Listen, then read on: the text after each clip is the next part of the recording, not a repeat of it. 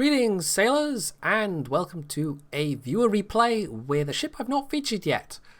And it's either the Minotaur or the Minotaur depending on where you're from. My instinct is to say Minotaur, but sometimes I say Minotaur, and I think it's just going to be one of those words where I go back and forth between different pronunciations just to annoy everybody. No, it's not on purpose, I swear. It's just some words are like that. I've become so used to hearing the American pronunciation that even though I know that the British pronunciation is something different, I quite often find myself using, the other one. So, yes. Hopefully it's not too annoying if I do that throughout the entirety of this video. I'll try not to, but, it might happen. Anyway, this is Pilks. And he's in the Tier 10 British cruiser. Yeah, let's just go with that. Which, it's a pretty powerful ship. It's not particularly durable, but of course none of them are. But with the rate of fire, with the turret turn, with the torpedoes, with the hydro, with the smoke, it's one of those ships where if you are a sufficiently aware player, it has a really good toolbox for you to use. Now, of course, no HE, it's a British cruiser after all, so for any kind of angle target, basically you want superstructure hits, because the AP otherwise is pretty much just going to bounce, even though it has that superior normalization angle. And I have to say, there's almost been not quite a downgrade for these shells, but an upgrade for other 6-inch gunned cruisers that have HE with the IFHE captain skill. Because IFHE means that HE shells are now going to start penning, particularly like bow armors on battleships and deck armor and that kind of thing, whereas before it would have just either shattered or detonated. And the thing with the HE, of course, is that it doesn't have a normalization rule. It either pens or it doesn't. And so suddenly you can do like massively consistent salvos of damage over and over and over, whereas as you can see here, unless somebody gives him a broadside, which is why he switched to firing at this rune, I'm guessing, he's relying on superstructure pens or the odd deck pen. This ship also, much like the US 6-inch gun cruisers, and of course the 5-inch gun cruisers as well. 5-inch gun cruisers. Well, technically there are two. There's the Atlanta and the Flint, but destroyers is what I meant. It has those rainbow shell arcs. So you are relying on those superstructure and deck pens, because you're not going to get the side armor at anything other than quite close ranges. So anyway, that rune was not enjoying his life, but it's fine. He's been put out of his misery at this point. Pilks was having a little bit of trouble leading him as he was drawing further away. I mean, this thing's got a pretty decent range, but it's because of those rainbow shell arcs, it's more difficult the further away somebody gets, because they've got more chance to dodge the shells, and also leading is a little bit trickier. And I find this myself with the Cleveland, for instance. You have to start scrolling out when you're in the artillery view, and it then becomes a little bit harder to make sure your shots are going where you want them to. But if you're scrolled all the way in, as Pilks was, suddenly you're firing at ships that are halfway off the edge of the screen, or entirely off the edge of the screen, at which point you can't see what they're doing. So that's another slight difficulty of playing a cruiser with shells like that. It's almost a pity you can't increase the field of view for some cruisers, because that would be really useful, to be able to be at the maximum level of zoom but still have them be on the screen. Anyway, so they've secured C without too much difficulty. There really wasn't a lot of the enemy team here, which makes the rune's decision to go up there practically alone a little bit strange. So with the enemy team having largely gone down to A, the battle has shifted to the centre of this map, and that quite frequently happens.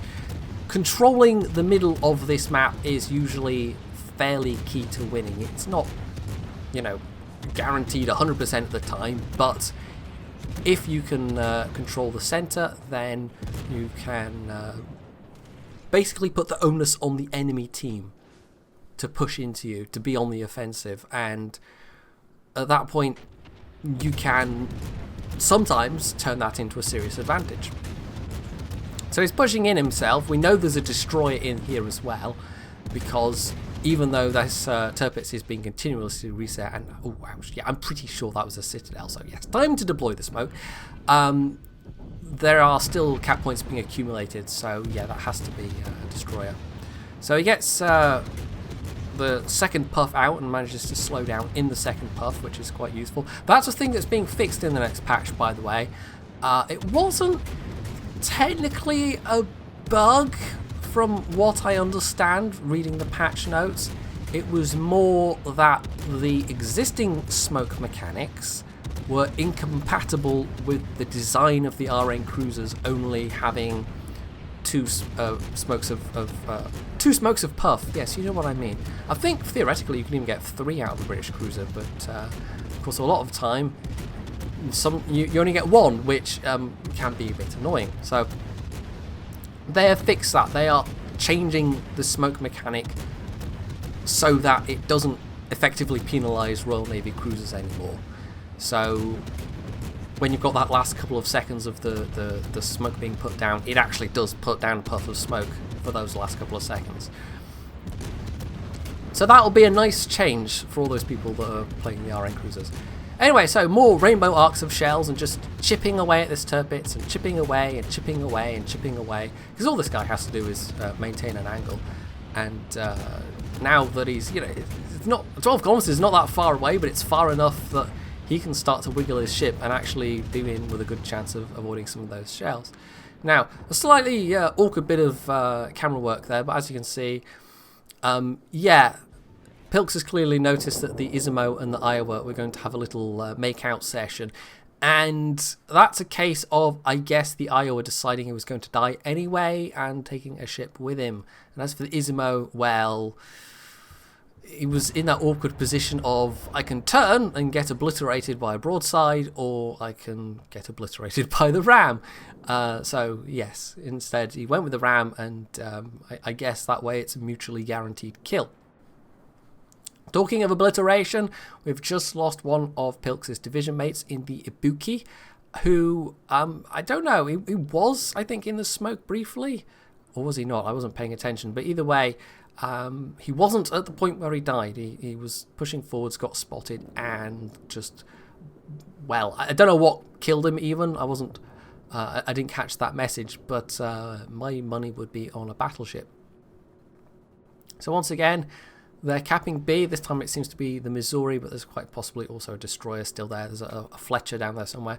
The Tirpitz did get away, unfortunately, but there's another one, and, well, he's banking on this guy not having realised that there was a cruiser around the corner. Now, he's taking some damage in the process himself, but that torpedo spread looks pretty good. Yeah, this guy is doomed. There we go. Naturally, the Tirpitz put out its own torps. I don't know, maybe a fish was looking at him funny there, but they all were quite easily dodged, so that's all good. And it's also one less ship for the enemy team. They are rather down on points at this stage, though, and the enemy team do have a few more ships left. So, looking at the map, I mean, there's the Bismarck in sea. There is Pilks here, moving to engage the Otago, and if he's broadside, he should be able to make relatively short work of this guy. There's the Khabarovsk, who is his remaining division mate, and then there's the carrier. And the Khabarovsk has chosen to go chasing after the enemy carrier, which is kind of good news, bad news. Because I think he personally could have been more effective if he'd stuck around the middle. But on the other hand, he's tying up the attention of the carrier, and the enemy Fletcher's gone chasing after her as well. So, I mean, it's kind of working out, but I still don't think it was the best move. So, this Otago, yeah, he just completely got blatted between Pilks' gunfire and the carrier, which is good, but I think Pilks is a little bit lucky that that guy apparently didn't have torpedoes available to put out. Now, he did pop off hydro. He didn't have hydro available at the exact same moment he had the smoke, but a smoke cloud like this is usually a big old target for torps, and with the way his ship was oriented, If the attack had put out torps, this could have gone rather badly, but as it was fine. So that just leaves the Missouri, and there's also a Donskoy left alive somewhere as well. Not Donskoy, Des Moines. There we go. I saw the D on the mini-map and thought, Donskoy, because there was a Donskoy earlier, but no, he died rather earlier. So, broadside, which is fine, but yeah, there are those rainbow arcs coming into play again, so he is getting a fair few bounces here where his shells are missing the superstructure. There might be enough pen in these shells to pen the deck armor in some places, but you'll notice that he's not really getting damage unless he's hitting the superstructure consistently. So this guy's just moving into the Bismarck. I mean, he obviously doesn't have torpedoes to worry about. So between, I mean, and he's got a lot of health, but between the fire that Pilks is putting into him, which is just chipping away, you know, it's a couple of thousand here and a couple of thousand there, and hits from the Bismarck, and hopefully, you know, if the carrier gets in on the action as well, that might help things out. They should be able to take this guy down, but the question is, will the Bismarck survive in the process? Because he's now also got the Des Moines firing at him, or he will do very shortly once he comes out from behind that island. So the smoke's gone, and well, he's confident that the guy's not pointing his guns in this direction because there's a Bismarck right in his face. So between his shots in and the Bismarck firing from the front, surely they can take this guy down. I mean, the Bismarck just needs like a superstructure over pen or something, and there we go, he gets the kill. So that's the biggest threat in terms of ships done, maybe. But the Des Moines, I mean, he's damaged, but, you know, still dangerous. If he takes out the Bismarck at this point, that basically puts them dead even on points, more or less. In fact, it might actually put the enemy team ahead on points. Not entirely sure. But either way, they can't really afford to lose this Bismarck. So we've got the carrier going for the Des Moines, and oh, there we go. The Des Moines, presumably, I don't know if he had the defensive AA available, or if he just, you know, with the natural AA ability of the Des Moines, was able to sufficiently defend himself. But yeah, it looks like those planes didn't really bother him too much. So once again, just, you know, chipping away and chipping away. It's the rate of fire that makes this dangerous. Even though, you know, it might only be like 1,000, 2,000, 2,500 damage per salvo, but you can put those salvos out so quickly that it really adds up. And if we take a quick glance up at the damage counter, over 200,000 damage done. Now, bear in mind, of course, a big chunk of that was from torpedoes. Although, having said a big chunk of that, you know, 5 torpedo hits for whatever that would be, that still leaves the vast majority done by gunfire, I think. So they've finally lost the Khabarovsk. He finally got taken out by the carrier, which was not unexpected. There's only so long you can stay alive if a high-tier carrier is concertedly sending planes after you. So that then means their carrier is now going to start concentrating on them. And naturally, he's going for the Bismarck as the relatively easy target. Now, having mentioned the Des Moines AA, the Minotaur AA is actually pretty good as well. It doesn't have defensive AA, crucially, so you cannot disrupt drops, and it also doesn't get a catapult. In fact, I don't think the Neptune does either. Some of them, I'm sure the Fiji and the Edinburgh have the option of a catapult, but I'm pretty sure it's in the same slot as Smoke. So you don't tend to see people using the catapult fighter. Anyway, so he's pulled closer to the Bismarck so that his AA aura is covering the Bismarck, and even though he's done a reasonable job shredding these planes, it's not enough. I mean, he cannot disrupt the drop. He's incapable of it. And so even though only 2 of those torpedo bombers survived to make their drop, that was enough. So what's left? Him and the carrier, who is now finally moving down. And he's been quite far away from the action for a lot of this, so his planes are going to take a while to cycle.